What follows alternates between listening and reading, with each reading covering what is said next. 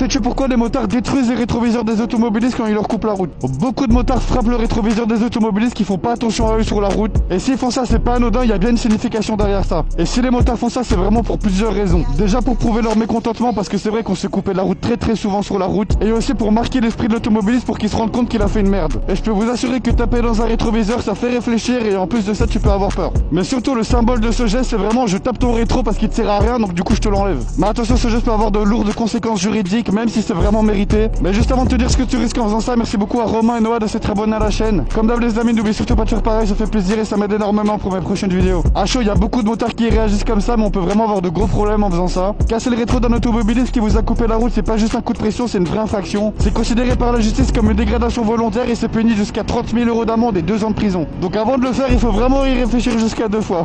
Personnellement, quand un automobiliste me coupe la route et qu'il me fait vraiment une dinguerie, personnellement je rabats juste son rétro mais je ne le casse pas. Et vu que je rabats juste son rétro, il y a rien de cassé, donc je risque rien théoriquement. Même si évidemment je vous encourage pas à le faire, ça peut vraiment avoir de lourdes conséquences. Et si ça t'est déjà arrivé de casser ou de rabattre un rétro, n'hésite pas à mettre ton anecdote dans les commentaires, ça peut tous nous intéresser.